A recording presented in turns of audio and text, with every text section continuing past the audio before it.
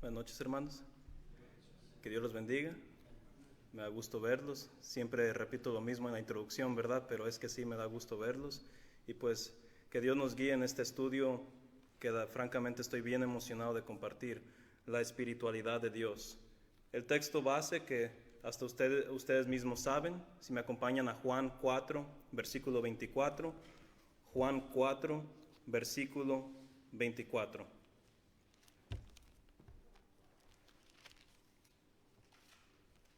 Dos preguntas centrales en estos estudios de los atributos de Dios: ¿quién es Dios y cómo es Él?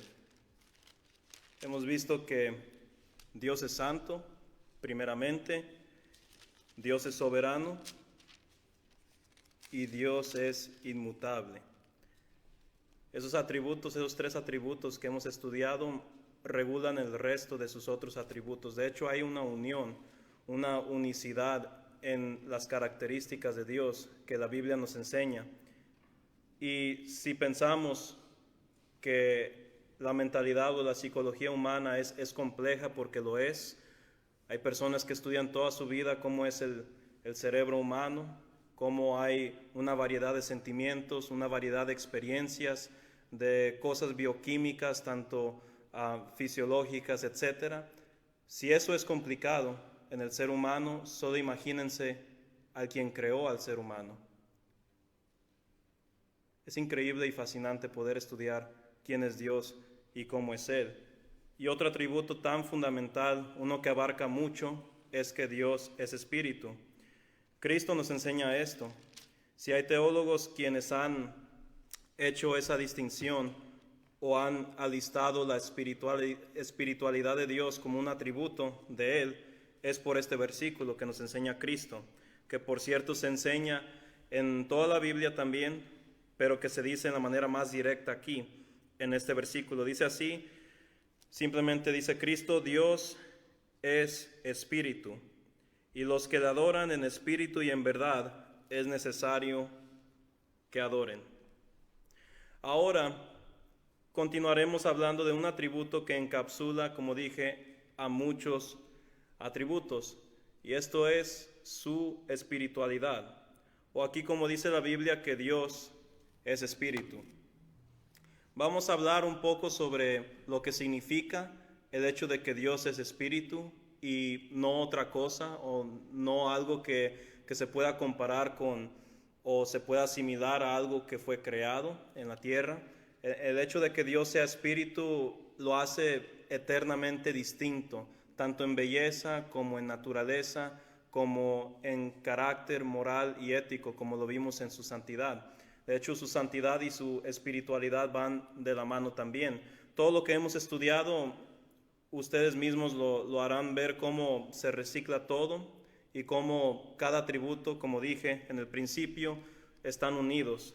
Es imposible hablar de la inmutabilidad de Dios en conjunto con o en exclusión de su amor, o de su amor en exclusión de su ira. Todos los atributos de Dios, todas sus características van de la mano. Pero ¿qué significa que Dios sea espíritu? Bueno, primero hablemos de algunas definiciones. Y vamos a hablar de algunas definiciones, lo que implica la espiritualidad de Dios, lo que significa el término espíritu en la Biblia y cómo es utilizado en las Escrituras, y veremos las implicaciones teológicas también, y un tema bastante interesante que lo platicaremos también en el siguiente estudio. Pero número uno, y simplemente voy a leer: en que Dios sea absolutamente, y eso es una palabra esencial, absolutamente espíritu. No estamos hablando de que Dios sea espíritu en parte, o que un cierto porcentaje de Dios sea espíritu, para nada. Cristo dijo: Dios es espíritu. No dijo que Dios es espiritual, simplemente que Dios es espíritu. Y lo que implica esto es que, o más bien lo que indica, es que Dios es el ser más puro o más incontaminable. Eso es algo que podemos observar en cuanto a este atributo, lo que la Biblia nos enseña sobre la espiritualidad de Dios. Y normalmente, como hemos visto en los otros estudios, primero voy con lo que la Biblia dice y luego las definiciones. En este caso, para variarlo un poco, Estoy yendo con las definiciones para abarcar mucho a la vez y luego ir más allá en lo específico. Pero número 2, este atributo de Dios alude a su total perfección y también su eterna ambición de hacer el bien. Es como dije, va de la mano con la santidad de Dios. Es imposible hablar del uno exclusivo del otro. Es tanto un aspecto de su naturaleza, la esencia de Dios es espíritu, es totalmente espiritual, pero también la esencia de su carácter o de su moralidad y ética es a base de su espiritualidad también. Número 3, es interesante, aquí leo el comentario, que la Biblia no te ofrece una definición de Dios. Sabemos que la Biblia no es un diccionario, la Biblia fue escrita, fue diseñada por Dios, fue inspirada por Dios para que cualquier ser humano pueda entenderla. Entonces, es muy diferente a lo que vemos en textos académicos, en universidades, en diccionarios, enciclopedias, etc.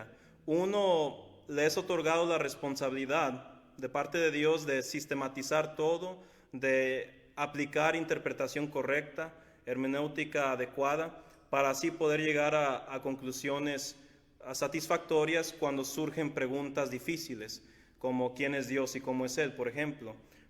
Pero algo interesante que pues la Biblia habla bastante de Dios, pero nunca en ningún texto bíblico te dice una definición. Lo más cercano a eso es lo que leímos en Juan 4, versículo 24.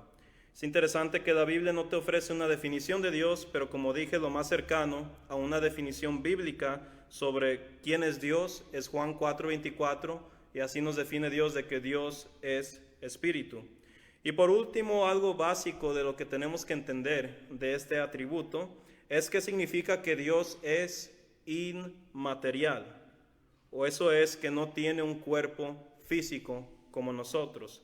Y eso es el estudio especial que tendremos apartados ya al final de esto, una vez abarcando todas las bases de este estudio. Hablaremos al final cuando ya aclaremos sobre la espiritualidad de Dios, entonces cómo es la esencia de Dios. Y claro, una vez les digo que no voy a poder darles una explicación tan a fondo, porque ningún ser humano te va a dar una explicación tan a fondo o perfecta de cómo es la presencia de Dios o qué debemos de esperar, etc. Nadie te lo puede decir porque nadie, como dice Juan 1, versículo 18, nadie ha visto a Dios. Y el tratar de dibujarlo o tratar de mentalizarlo de alguna manera es hasta cierto punto pues blasfemia o erróneo o pecaminoso incluso. Sin embargo, hablaremos cómo es la presencia de Dios a base o a la luz de su espiritualidad. Pero algo que debemos de tener bien en claro desde el inicio es que este atributo indica que Dios es inmaterial, que no tiene un cuerpo físico, que no es compuesto de la misma materia que Él creó. Sería contradictorio, de hecho, decir que Dios tiene las propiedades físicas de lo que consiste el universo. Ya si dijéramos algo así o si creyéramos algo así, sería ya al borde del panteísmo, donde es la creencia de que Dios es el universo o de que el universo es Dios. Decir eso es blasfemia y es erróneo. Dios es más allá, es superior al universo porque Dios creó el universo y todo lo que existe, tanto visible como invisible. Y como Dios es inmaterial, continúo leyendo en el cuarto punto, esto significa que Dios no está compuesto de sangre o de carne. Yo no soy como un hombre, le dijo a Samuel. Y tampoco, lógicamente, no es compuesto de ninguna materia. Y por lo tanto, Dios no puede ser percibido por el ser humano físicamente hablando. Hay hasta cierto punto en donde, como dice el apóstol Pablo en Hechos 17, donde hay un sentido interior de que Dios existe, tanto en ver la creación, la moralidad de uno que indica un autor moral, un autor que creó todas las cosas y que te indica un diseñador del mundo, por supuesto, pero hablando físicamente en que yo pueda tocar a Dios, por decir, o verlo, eso es imposible porque Dios es espíritu, porque es inmaterial y porque no su esencia no se compara con nuestra presencia física limitada y por lo tanto no puede ser percibido físicamente hablando. Pero todo esto lo estaré hablando más a fondo cuando continuemos con el estudio. Como dije hace un momento, cuando digo la espiritualidad de Dios, no quiero decir que Dios es espíritu en parte. Dios es enteramente espíritu. Y por otro lado, el ser humano sí es espiritual. Entonces, en otras palabras, yo no puedo decir que Dios es espiritual, implicando que sea espiritual en parte. Dios es totalmente espíritu. Pero sí puedo decir esto sobre el ser humano. Nosotros somos espirituales porque somos espirituales en parte.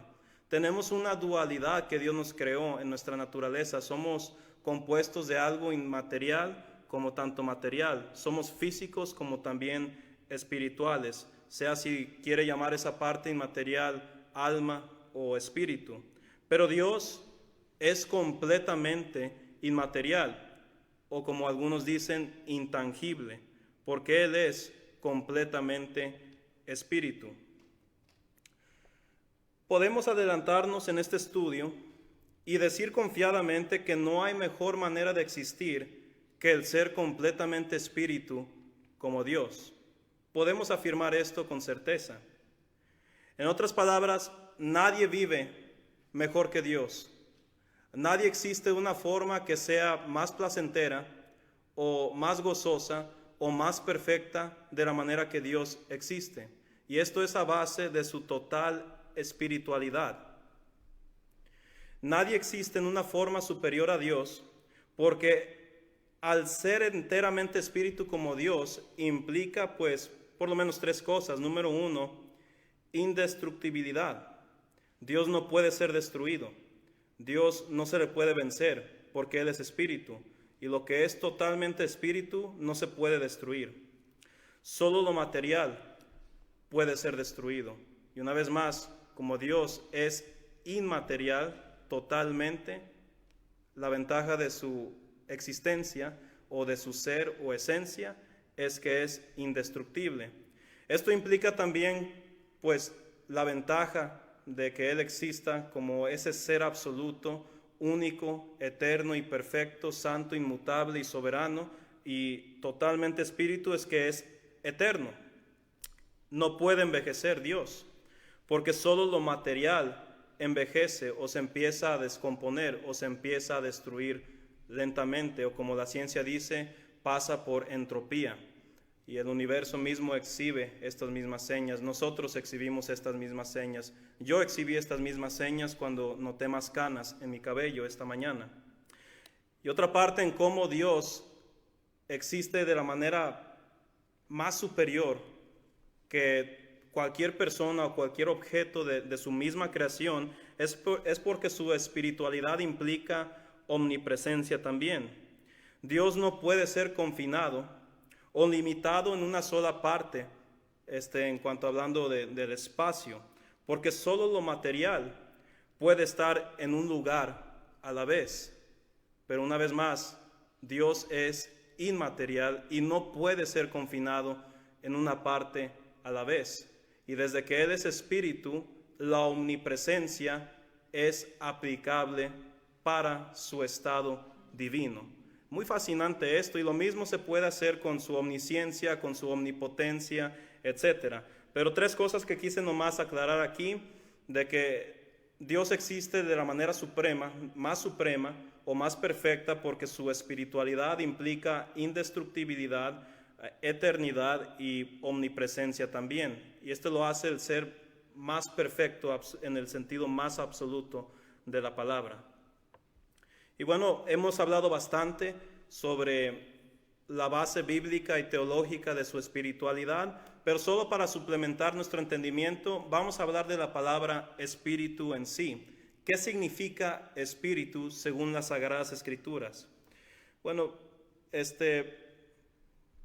para entender en cómo la palabra espíritu mejor describe la naturaleza de Dios, veremos cómo este término es utilizado en las Escrituras. Y pues, ¿por qué es necesario esto? porque al final de cuentas esta palabra espíritu mejor describe la naturaleza de Dios.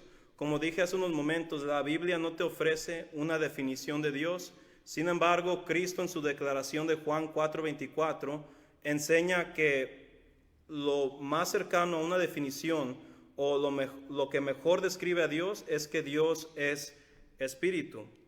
Y bueno, para empezar, la palabra griega para espíritu es neuma, P-N-E-U-M-A, y se denota o se utiliza en los escritos griegos para denotar el viento, el aliento de una persona o algo que es invisible, inmaterial, o si se está hablando de Dios, algo poderoso. Y hay muchas maneras en cómo esta palabra es utilizada en las Escrituras. No las incluí todas porque pues no quise hablar más allá de lo que es necesario, pero aquí tengo en la pantalla algunos ejemplos. Por ejemplo, si me acompañan a Juan 3, versículo 8, el término neuma o espíritu en griego se utiliza para el viento, algo inmaterial, y verán en esta lista que siempre implica algo que es inmaterial o algo que no puede ser pues tangible. Juan 3, versículo 8 nos dice: el neuma o el viento sopla de donde quiere y oye su sonido, mas ni sabes de dónde viene ni a dónde va. Así es todo aquel que es nacido del neuma o del espíritu. Implica también el aliento de una persona. Si me acompañan a 2 de Tesalonicenses, capítulo 2, versículo 8. 2 de Tesalonicenses, capítulo 2, versículo 8.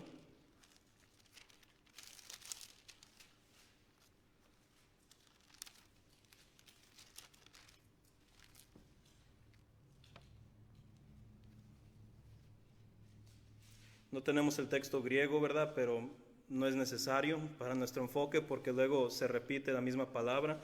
Ahorita van a ver lo que me refiero. Versículo 8, 2 Tesalonicenses 2:8. Y entonces se manifestará aquel inicuo a quien el Señor matará con el espíritu de su boca, el neuma, el aliento de su boca, y destruirá con el resplandor de su venida. Entonces, esta es otra utilización del término neuma o espíritu en los escritos griegos, claro, confinados en lo que el Nuevo Testamento enseña. Pero también se aplica el término a la parte inmaterial o invisible del hombre.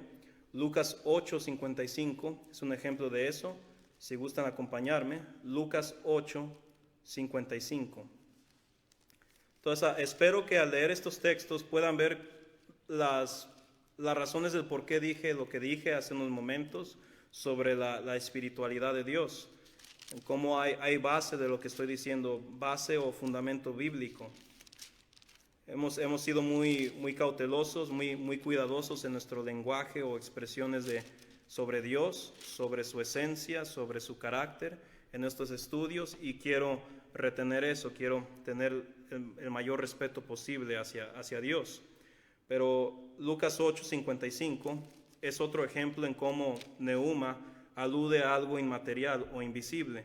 En este caso, la segunda parte de la constitución del hombre, que es el alma o el espíritu, como le quiera llamar. Dice así Lucas 8:55: entonces su espíritu volvió e inmediatamente se levantó y él mandó que se le diese de comer. Entonces, un ejemplo de un milagro que hizo Cristo, en cómo pues resucitó, si no me equivoco, la hija de una mujer, y cómo poéticamente podemos decir regresó el espíritu de tal persona o víctima y volvió a vivir. Pero a lo que estamos hablando, algo inmaterial, siempre se refiere el espíritu. Se puede referir a una persona, se puede referir al cuerpo resucitado en el día del juicio final, se puede referir a muchas cosas, incluso el carácter de una persona, como en Romanos se utiliza mucho esto que tiene espíritu de libertad o espíritu de esclavitud. Se puede referir a eso, el carácter de una persona. Se puede utilizar para hacer referencia, por supuesto, al Espíritu Santo, al hombre interior, Romanos 7:22, incluso a espíritus inmundos o demonios, a ángeles que son buenos, que hacen la voluntad de Dios. Se puede referir a un don milagroso, según 1 Corintios 14, versículo 12, y una interesante que no está aquí en la pantalla, pero si gustan acompañarme, se puede referir a una visión, a algo intangible, una vez más. Apocalipsis 1, versículo 10. Apocalipsis 1, versículo 10. Aquí el apóstol Juan está teniendo un tipo éxtasis en una visión que está teniendo, la manera en cómo fue un instrumento para escribir la revelación. Y fíjense cómo expresa su estado cuando estaba viendo las visiones aquí, o las cosas que estaba viendo aquí en Apocalipsis. Dice Juan, Apocalipsis 1:10, yo estaba en el neuma o en el espíritu en el día del Señor, en el domingo, y oí detrás de mí una voz como de trompeta. Como vemos en estas referencias bíblicas, la palabra espíritu casi siempre alude a algo invisible o inmaterial. Entonces, esa es la base de entender este atributo que mejor describe la esencia de Dios. Pero ahora veamos la implicación teológica de esta palabra cuando tiene referencia a Dios. Y casi siempre cuando se habla de espíritu en la Biblia, casi siempre tiene referencia a Dios. Y si no me equivoco, en ciertas versiones de la Biblia incluso nos hacen el favor de poner en mayúscula. Cuando se habla de Dios y el término espíritu lo hacen en mayúscula, si no me equivoco. Pero, ¿qué es lo que encapsula la espiritualidad de Dios? Cuando Cristo enseñó que Dios es espíritu, lo hizo principalmente para enfatizar la adoración que el creyente debe dedicarle a Dios. Como Dios no es un hombre o cualquier objeto de la creación, debe ser la adoración hacia Él con un énfasis en lo espiritual. ¿Por qué? Porque Dios es espíritu. Pero con un estudio más detallado de lo que nos enseña Cristo en Juan 4, versículo 24, cuando Cristo hace una descripción del Padre o de la esencia divina, aquí notaremos 4 cosas que implica la espiritualidad completa de Dios. ¿Qué es lo que implica? Si podemos solamente resumirlo en 4 cosas, serían las siguientes. Número 1, de que Dios es personal. Ya aclaramos que el término espíritu no es equivalente a algo material o algo tangible o incluso visible. Desde que Dios no es material y desde que Él es espíritu, Él es, por lo tanto, personal. Porque sabemos muy bien que lo material no tiene atributos personales. No tiene este púlpito, por ejemplo, una base o un entendimiento de lo que es bueno o de lo que es malo. Esa banca tampoco tiene personalidad o carácter. ¿Por qué? Porque es material. Todo lo material no tiene, pues, esas características personales. Sin embargo, todo lo que es incluso espiritual en parte, como nosotros, sí tenemos tal porque somos creados en la imagen de Dios. Y más aún cuando se habla de Dios, quien es totalmente espiritual. Entonces de ahí debemos de comenzar. Y automáticamente cancelamos cualquier noción panteística o cualquier concepto que sea relacionado a eso, de que Dios es el universo, o que Dios es en parte del universo, o cualquier blasfemia como ese. Dios trascende el universo porque Él es espíritu y esto implica que Él es personal. No tendría sentido la enseñanza sobre la creación si Dios no fuera personal. Vemos los cuidados que Dios tuvo con Adán y Eva, vemos el amor que es manifestado en la creación en Génesis 1 y 2, cuando creó todas las cosas, el universo, los planetas, los animales y especialmente el ser humano. Dios es personal, es capaz de sentir, es capaz de pasar por emociones, por sentir, por ejemplo, felicidad, gozo, ira, etc. ¿Por qué? Porque Dios es espíritu y todo lo que es espíritu implica personalidad, como lo vimos en los usos de la palabra espíritu en la Biblia, donde se puede referir al carácter de una persona o la personalidad de una persona también. Dios es personal. Solo imagínense creer lo opuesto y orarle a Dios. Oramos con la implicación de que Dios es personal, de que Él nos escucha y que a Él le interesa nuestras oraciones. Todo cristiano, aunque no pueda articular lo que acabo de decir, sabemos lo fundamental de Dios, de que Dios es espíritu y que Dios es personal. Pero la segunda implicación de la espiritualidad de Dios es que Dios es invisible. Nadie puede ver a Dios porque pues Él es invisible ante el ojo humano. Y Dios es invisible porque Dios es espíritu. Muchas referencias aquí. Veamos Juan 1, versículo 18.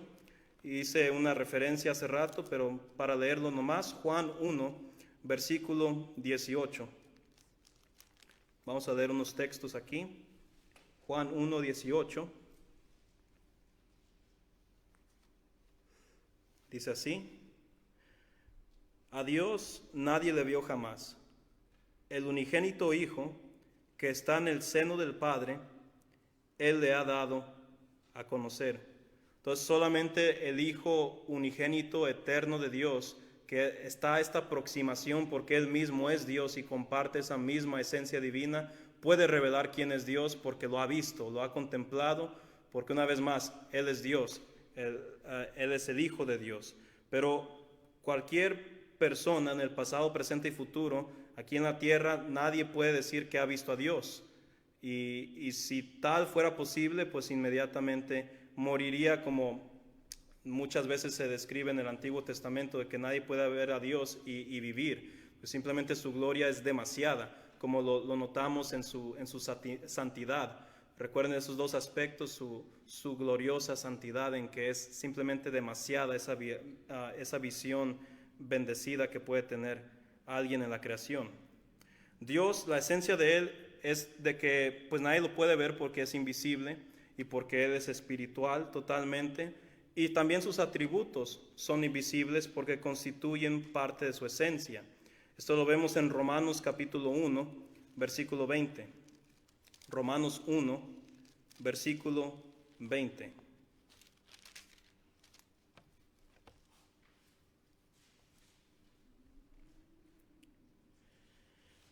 Si ya lo tienen, dice así: porque las cosas invisibles de Él, o en otras palabras, sus atributos, su eterno poder y deidad, se hacen claramente visibles desde la creación del mundo, siendo entendidas por medio de las cosas hechas, de modo que no tienen excusa. Hay mucho que digerir en este versículo, pero su omnipotencia, su deidad, toda cualidad que solamente Dios puede tener, porque pues solamente Dios puede exhibir, por ejemplo, eso de la indestructibilidad, omnipresencia, tales atributos incomunicables, pues aunque, a pesar de que no los podamos ver, podemos ver la evidencia de tales en la creación, por ejemplo, y por lo tanto nadie tiene excusa de decir que pues Dios no existe, como dice aquí Pablo. Pero su esencia es invisible y también sus atributos o características también lo son, porque Él es espíritu. 1 Timoteo 1, versículo 17. 1 Timoteo 1, 17. Vamos ahora a leer lo que dice aquí. Cómo elogia a Dios Pablo aquí una vez más. Le da muchos nombres aquí, muchas maneras de describirlo. 1 Timoteo 1, 17. Dice así: por tanto, al Rey de los siglos, inmortal, invisible, al único y sabio Dios, sea honor y gloria por los siglos de los siglos. Amén. Notan cómo cuando se hace tales exaltaciones de Dios, siempre se mencionan sus atributos. ¿Será importante entender los atributos de Dios? Yo creo que sí. Cuando uno los entiende mejor, porque claro, nadie puede entender perfectamente quién es Dios y cómo es Él, pero sí podemos afirmar ciertas verdades sobre Dios y podemos negar ciertas doctrinas erróneas sobre Dios. Y cuando hacemos esto, podemos confiadamente, como Pablo, exaltar a Dios y traerle honra y gloria a Él. Y así, cuando nos enfocamos más en Dios, yo veo que la vida cristiana se goza más, se saborea más. Porque cuando uno habla de todo lo demás, excepto de Dios, es como una religión creada por el hombre. Y la base siempre, hermanos, es Dios. Una exhortación que sea en base a la naturaleza o el atributo de Dios. Una palabra de ánimo que sea a base de Dios también. Nuestra fidelidad que sea a base de Dios. Siempre tenemos que hablar de Dios y hablar de Dios apropiadamente, como dice aquí el texto, o como nos ejemplifica aquí el apóstol Pablo. Y hay muchas referencias que están en la pantalla: Deuteronomio 4:12, otra en 1 Timoteo 6:15 al 16, 1 de Juan también. Juan creo que es el único que lo repite más de una vez, el hecho de que Dios es invisible y que nadie lo ha visto, pero creo que ya se ha hecho el punto. Bueno, ya para casi concluir, el hecho de que Dios es espíritu también implica, número 3, de que Dios es trascendente. Ser trascendente, por definición, implica extender o ir más allá de los límites de la experiencia ordinaria. En su forma verbal, trascender es ser antes, más allá y por encima del universo o de toda la experiencia o la realidad material. Dios, al ser espíritu y trascendente, significa que Él no está encadenado o limitado por su propia creación. Lo que es totalmente inmaterial, es posible la trascendencia, como el ser infinito, como el ser omnipresente, como el ser sin límites en cualquier aspecto, lo que constituye la deidad. La palabra trascendencia no está en la Biblia, pero lo que significa la palabra sí lo está y lo describe en varias maneras. Solamente vamos a ver una referencia: Hechos 17, versículos 24 al 26. Hechos 17, 24 al 26.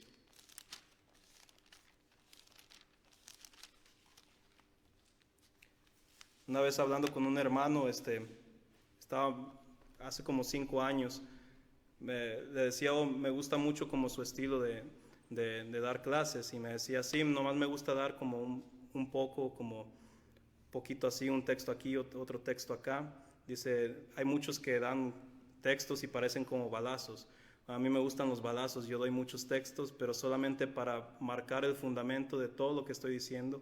Se me hace muy importante hacer eso, y yo sé que a veces es un poco cansado, pero créanme, hermanos, que es muy necesario defender todo lo que estoy diciendo aquí. Y el ser trascendente, Dios, es algo que Pablo enseña en Hechos 17, un sermón tan esencial en el libro de Hechos, porque este fue el sermón que llamó la atención a la mayoría de los griegos en el centro de Atenas, en donde habría más oportunidad de evangelizar a las personas. Y estaba explicando el apóstol Pablo de que Dios no era como las deidades que ellos adoraban, porque era ilógico adorar algo que era parte de la creación, o que era también similar a lo que ellos mismos constituían en su naturaleza. Decía Pablo que el evangelio que él estaba predicando venía de un Dios que es trascendente, superior y espíritu. Dice Hechos 17, 24 al 26, palabras de Pablo: el Dios que hizo el mundo y todas las cosas que en él hay, siendo Señor del cielo y de la tierra, no habita en templos hechos por manos humanas. No puede ser confinado en una sola parte, como con necesidad de que lo atiendan, o como si él ocupara una habitación de tal. Ni es honrado, dice el versículo 25, por manos de hombres, como si necesitase de algo, pues él es quien da a todos vida y aliento, o neuma, y todas las cosas. Y de una sangre ha hecho todo linaje de los hombres, para que habiten sobre toda la faz de la tierra, y les ha prefijado el orden de los tiempos y los límites de su habitación. Esto implica de que Dios es trascendente. Bueno, creo que es suficiente por el día de hoy, hermanos. Para hacer un resumen, hablamos de que el texto base de este atributo es Juan 4:24, de que esto implica varias cosas, de que Dios es indestructible, de que Dios no tiene límites, de que Dios es omnipresente. La palabra espíritu es utilizada en distintas maneras, pero siempre, casi siempre alude a algo que es invisible o inmaterial, y por ende se aplica a Dios para entender que Dios es inmaterial y pues sin límites, y que implica varias cosas, como por ejemplo personalidad, el ser invisible y el ser trascendente. La siguiente vez que nos toca el estudio de la espiritualidad de Dios, veremos la cuarta implicación, que es número 4, que Dios es inmanente. Y luego platicaremos un poco sobre cómo es Dios exactamente, cómo es su presencia según las Escrituras. Pero que Dios los bendiga, muchas gracias por su atención. Voy a hacer una oración final antes de que nos despidamos de este lugar. Muchas gracias, hermanos, y oremos.